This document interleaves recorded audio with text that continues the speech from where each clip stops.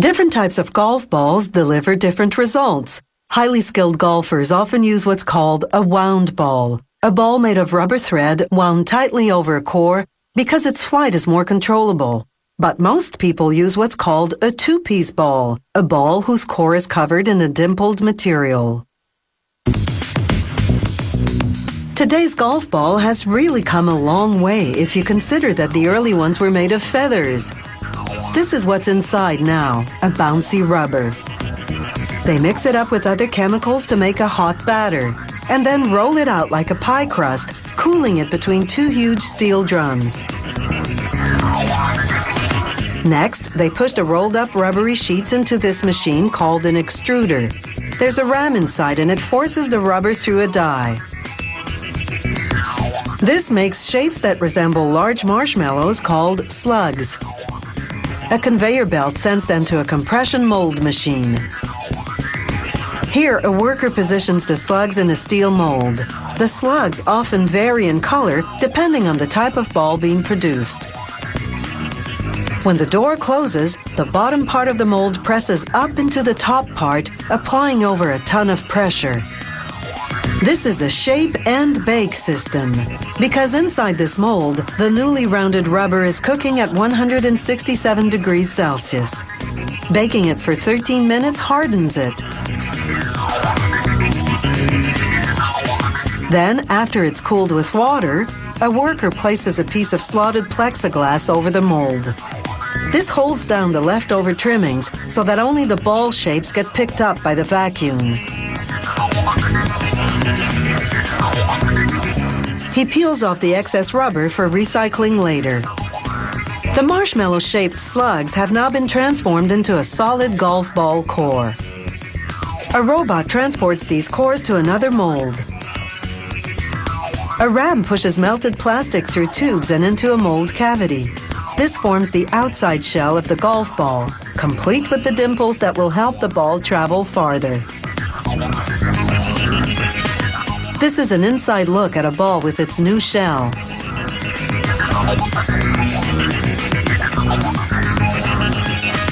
This injection molding system generates 4 dozen golf balls every minute. The new balls are on the move. They roll into a bin which funnels them to a golf ball elevator. They're on their way to get cleaned up. Look closely and you'll see little pieces of leftover plastic on the ball shells. The next process will get rid of that. This is an automatic miller that removes the excess plastic.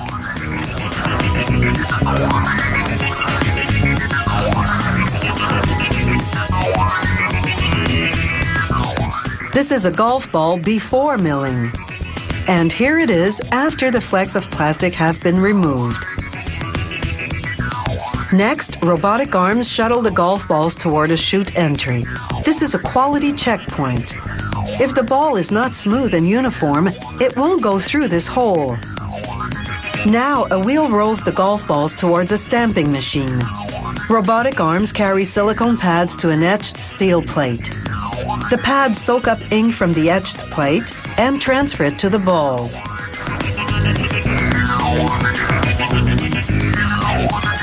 The pads brand each ball with a player number, the company name, and the model type. Then beams of ultraviolet light harden the ink.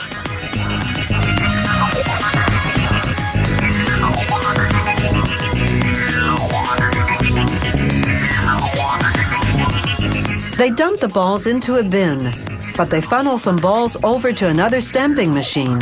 This one does custom logoing. Now that's a stamp of approval.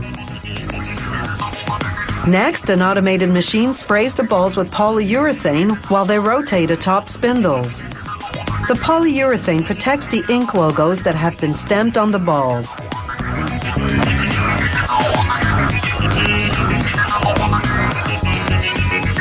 Robotic arms carry the wet golf balls to a drying rack where they cook at 66 degrees Celsius for 5 minutes.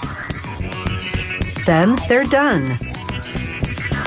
And that's the technique behind the golf ball.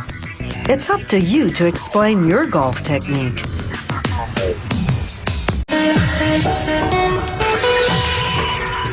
Players would tee up their ball on a little mound of sand. The first peg-style tees were invented more than a century ago, but they didn't really catch on until the 1920s, when one company marketed them aggressively, using professional golfers to promote them.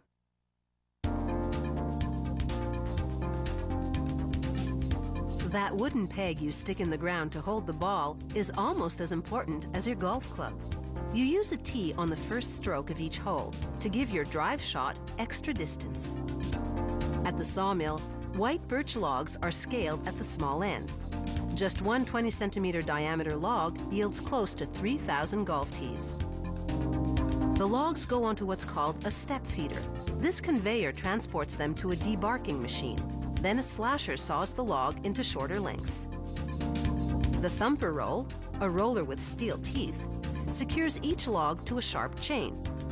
This holds the log in place as it heads for the saws.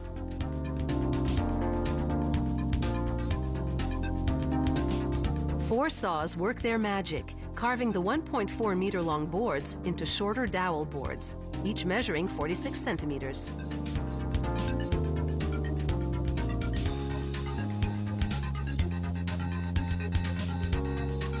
Then a series of chains lays down the dowel boards in a single file on what's called a molder infeed roll. The molder's two rotating heads transform the rectangular board into round dowels.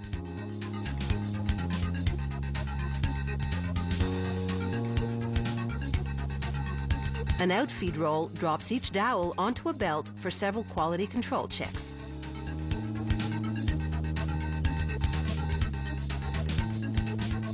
An inspector examines the dowels, removing defective pieces and setting aside dowels that need more cutting.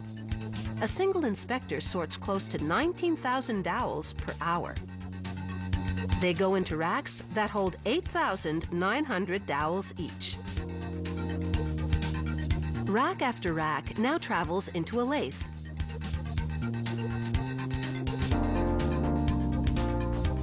A blade whittles the dowel to a preliminary shape.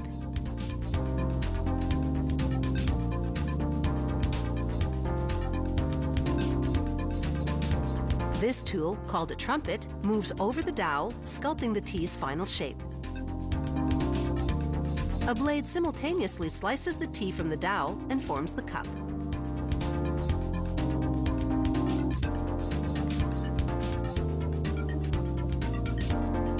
The metamorphosis is almost complete, from wooden boards to dowels to tees.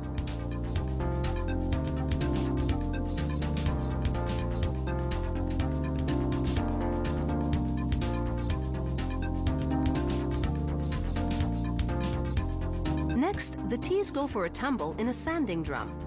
This cascading action has the tees sanding each other's surface until they're smooth.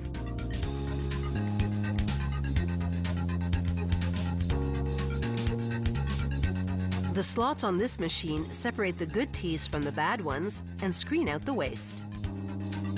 Long, nail-like bumps on the machine divide the tees so that only one drops down at a time. The tee fits through only if it's perfectly shaped. The rejects and wood shavings roll across the top and land elsewhere. The good tees land in a big bin called a tote. Golf tees come in a few different lengths, but your average one is 7 centimeters long and weighs 2 grams. So a tote typically holds some 100,000 tees. A tote dumper then dumps 2 totes of tees into a paint drum. Small steel flights inside the drum send the tees cascading in a uniform direction. With each turn, they pick up paint. It takes 2 hours and 38 liters of water-based paint to fully coat the tees. Then another 2 hours to dry the paint. A trap door releases the tees onto a vibrating conveyor and into a tote. If these tees will have printing on them, there's still one more step. They get an extra coat of enamel paint to create a smooth surface for the ink. Shiny or matte, plain or printed, the golf tee has sure come a long way since the days of teeing off on a mound of sand.